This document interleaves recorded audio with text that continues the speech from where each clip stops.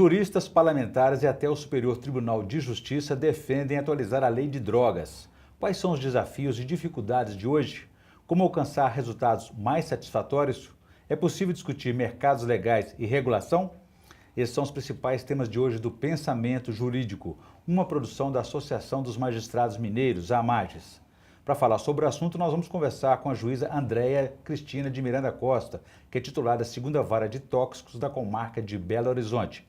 Ela é magistrada há 21 anos e já passou por 7 comarcas: Rio Vermelho, Várzea da Palma, Pratápolis, Senador Firmino, Alto Rio Doce, Conselheiro Lafayette e Belo Horizonte, onde está há 9 anos. Doutora Andréia, obrigado pela presença, é um prazer recebê-la aqui novamente no Pensamento Jurídico.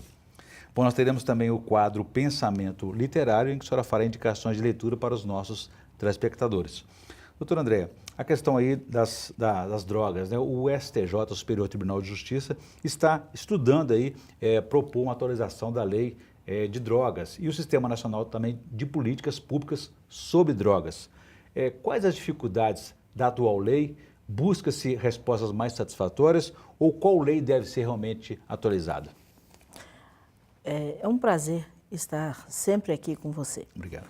Em relação à suposta atualização da lei antidrogas, eu particularmente sou contra essa atualização. Veja bem, a nossa lei antidrogas, que está em vigor, ela é de 2006.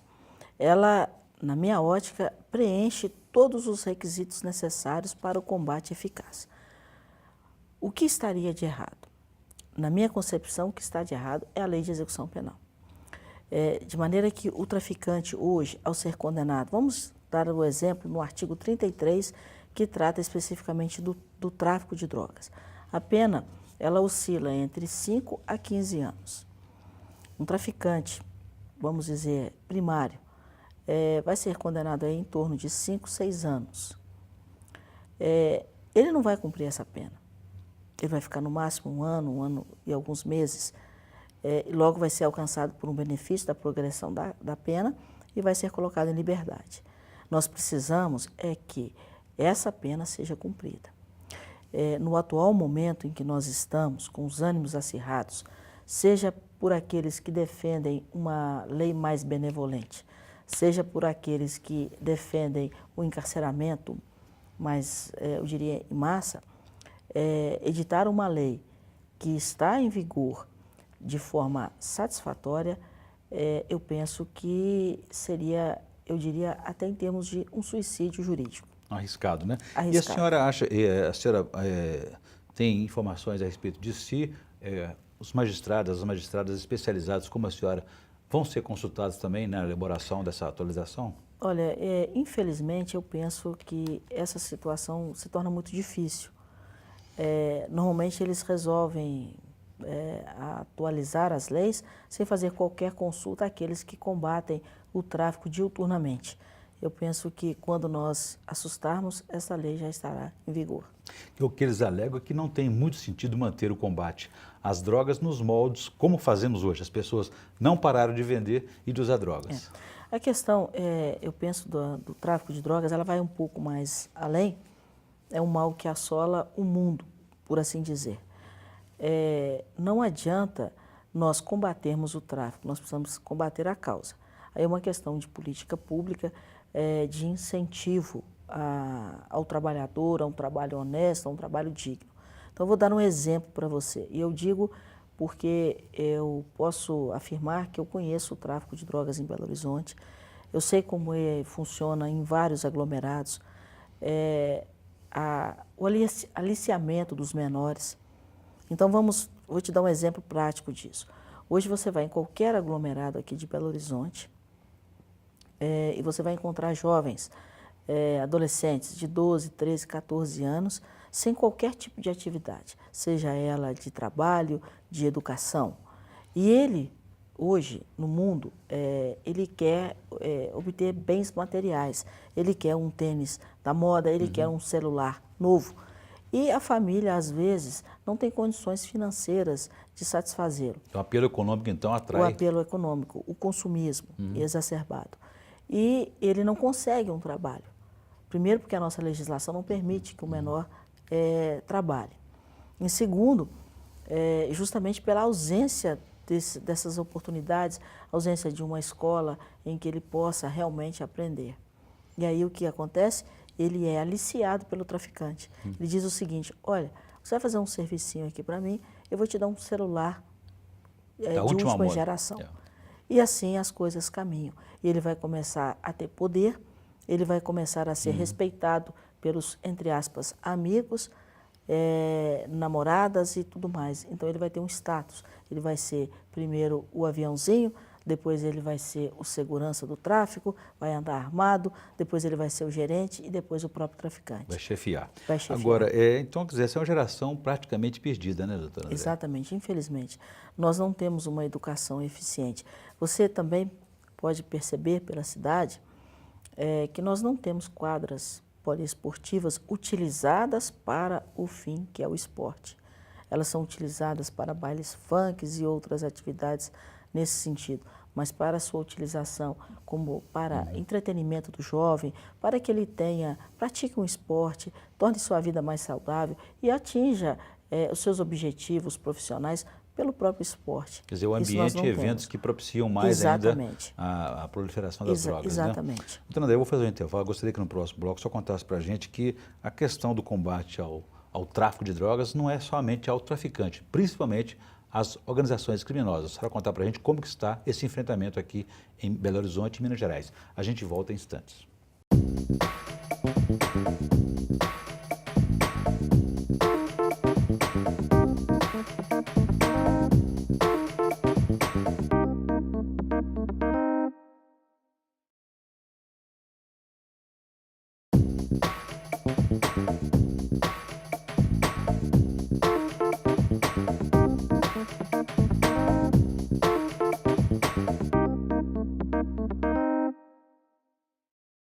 Estamos de volta com o Pensamento Jurídico, uma produção da Amages. Participe de nosso programa pelo e-mail pensamento@amages.com.br. Hoje estamos discutindo sobre os desafios do combate ao tráfico de drogas. A nossa entrevistada é a juíza Andréa Cristina de Miranda Costa, que é titular da 2ª Vara de Tóxicos da Comarca de Belo Horizonte.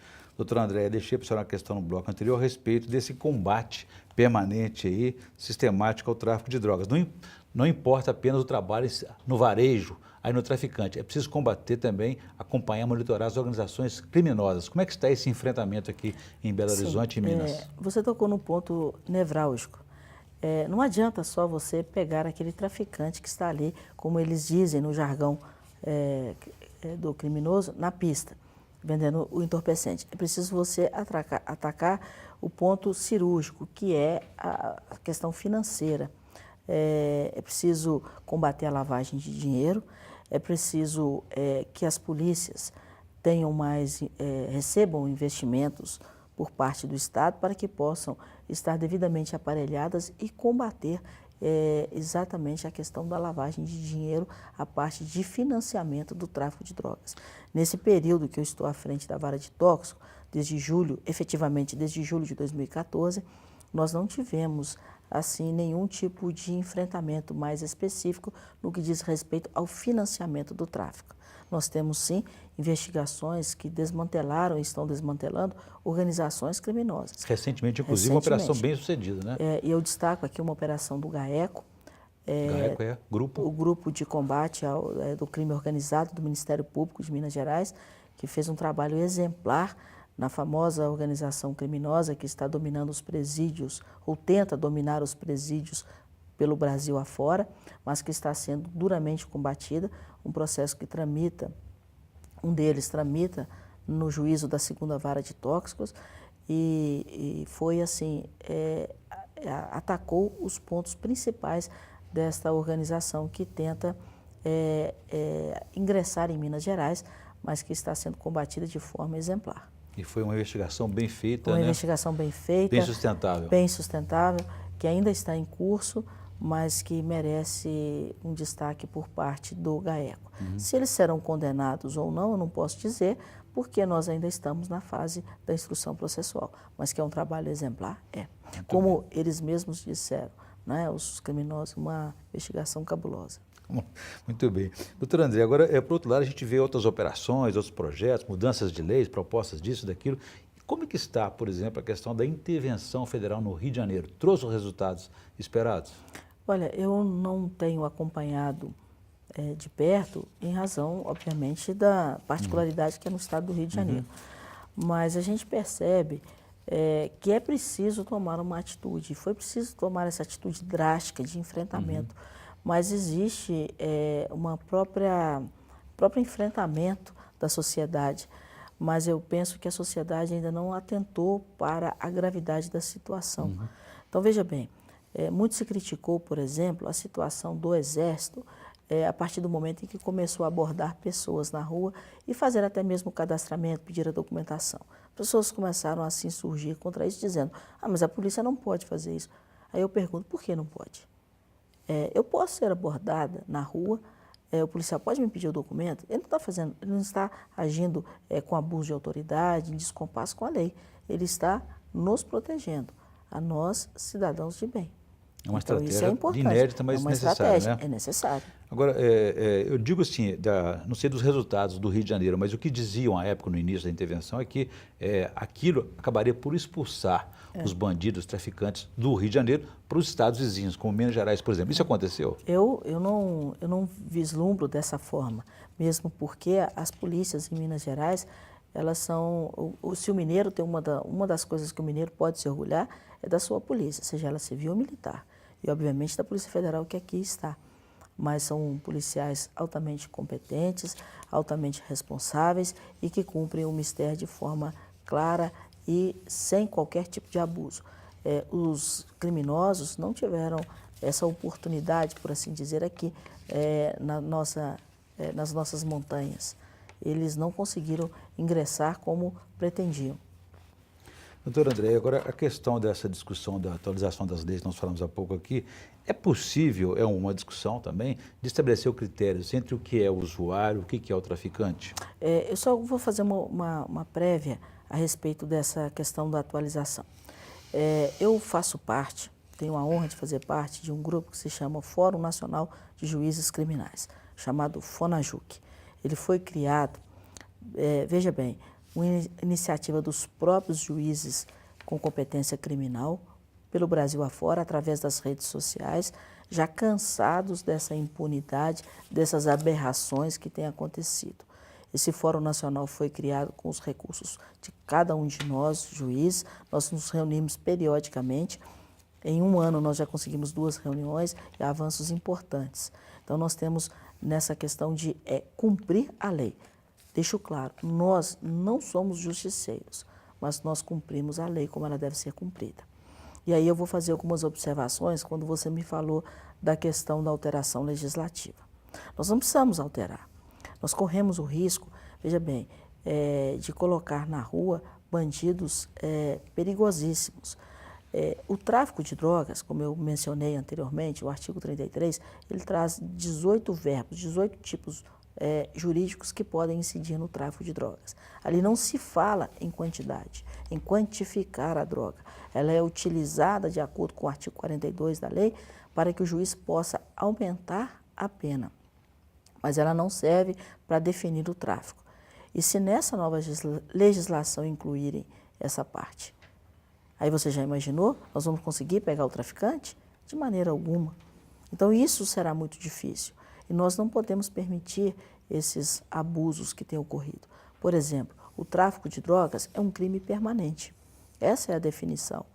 Então, a partir do momento que o indivíduo mantém em depósito em sua residência 10 quilos de pasta base de cocaína, a polícia pode sim entrar na residência sem autorização judicial.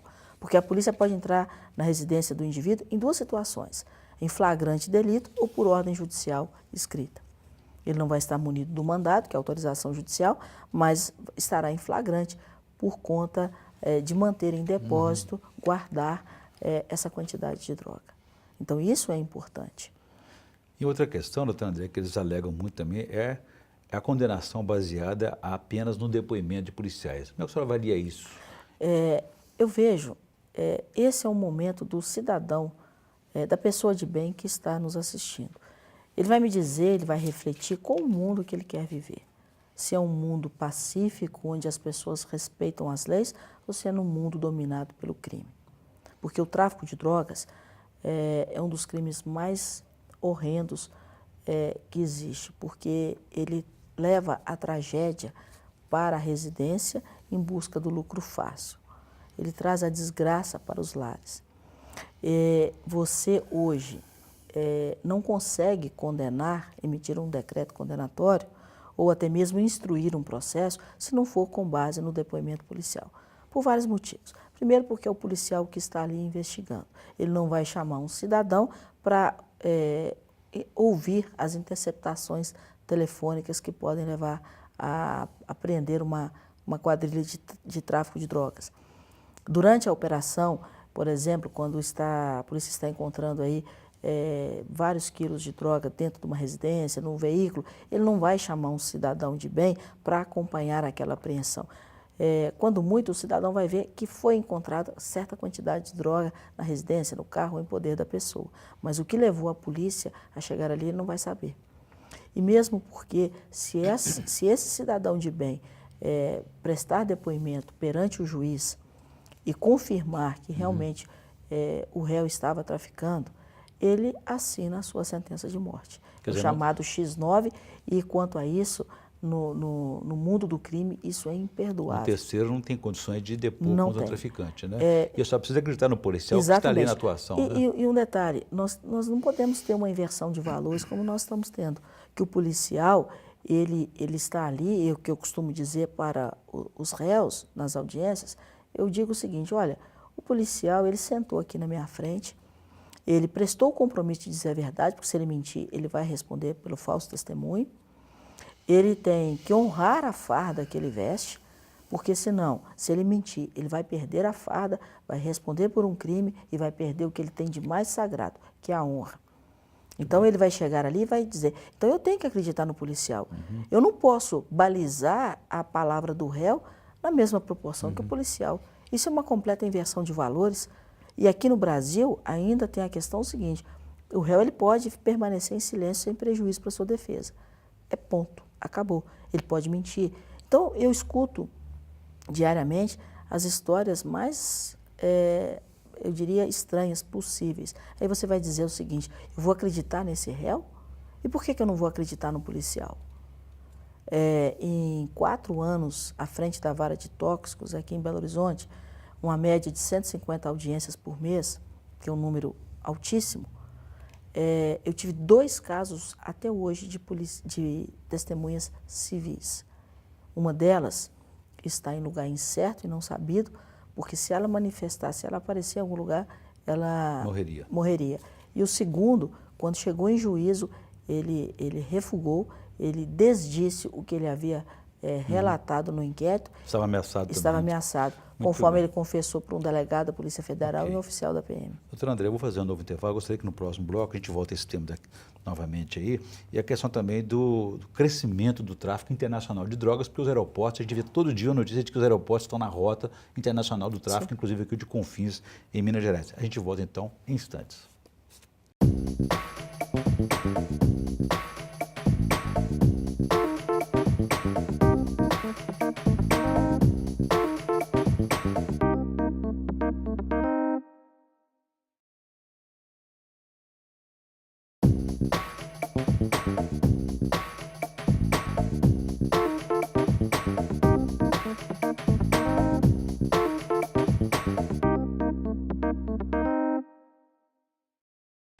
Estamos de volta com o Pensamento Jurídico, uma produção da Magis. Hoje estamos discutindo sobre os desafios do combate ao tráfico de drogas e as prováveis mudanças na legislação.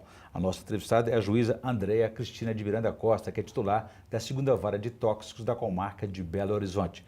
Doutora Andréa, deixei para a senhora uma questão no bloco anterior. A senhora tem participado de várias operações aí na comarca, na Vara de Tóxicos aí, e a questão do tráfico internacional tem crescido muito. A gente vê todo dia notícias envolvendo os aeroportos, especialmente aqui de Confins. Como é que está esse trabalho e esse enfrentamento? Certo. A gente percebe esse aumento alarmante do tráfico, principalmente a partir do momento em que Belo Horizonte começou a ter voos internacionais. Recentemente, uma apreensão de êxtase, quando o indivíduo estava para embarcar com destino a Portugal, teve início numa investigação cuja interceptação foi por mim autorizada. Mas, obviamente, que a partir do momento em que houve essa apreensão e a ligação com o tráfico internacional, deixou a competência da Justiça Estadual e passou para a competência da Justiça Federal. Saiu da minha alçada.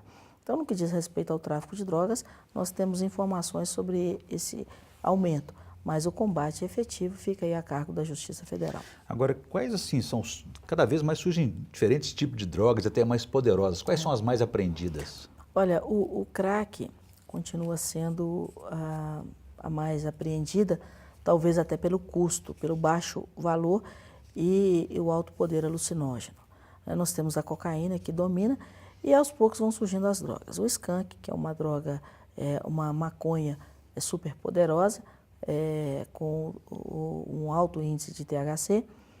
Nós temos as drogas sintéticas, o êxtase, que a cada vez se torna mais frequente e comum, e o que surgiu recentemente, que é chamado vulgarmente de pó de macaco, que é uma droga com alto poder alucinógeno, em que aquele usuário ele não sente qualquer tipo de dor e, como diz o nome, ele já começa a pular, ele salta na frente de veículos, pula de edifícios. É suicida essa, né? É um suicida, realmente. Agora, doutor André, o que acontece com essas drogas apreendidas e com essas pessoas que quase sempre são presas, né, em flagrante, elas vão para alguma penitenciária, ficam guardadas, ficam à disposição da justiça? O que acontece? As drogas, elas são retirada uma amostra para fins de comprovação científica de que realmente é entorpecente e logo depois elas são destruídas com autorização judicial. Essas pessoas presas em flagrante, sendo convertido o flagrante em preventiva, ficam à disposição da justiça em presídios aqui da região metropolitana, no caso de Belo Horizonte, e a justiça tem um prazo de 180 dias para encerrar a instrução. Eu digo encerrar a instrução, não é? E a sentença logo em seguida. Muito bem. Bom, eu volto ao tema daqui a pouco. Gostaria que antes a senhora fizesse para a gente a indicação de leitura no quadro Pensamento Literário, que o senhor trouxe para nós, por favor.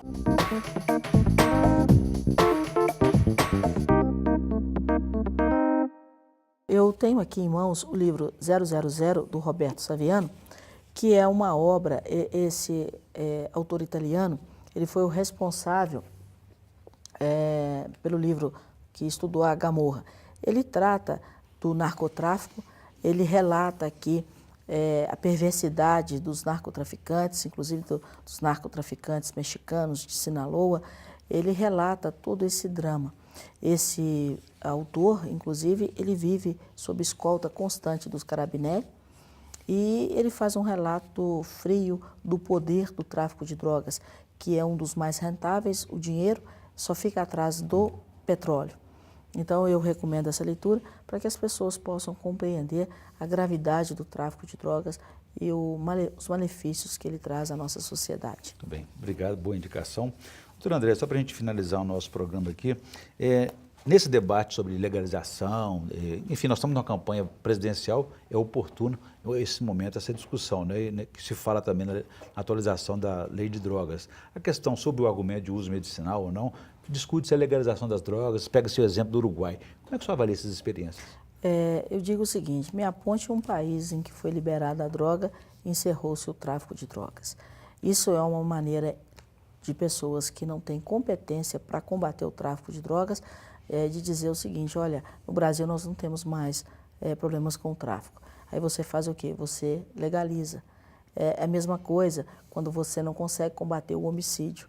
Você faz o seguinte, então vamos diminuir o número de homicídios no Brasil.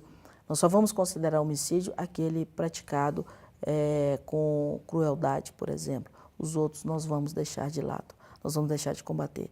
Nós temos que ter políticas públicas de incentivo ao trabalho.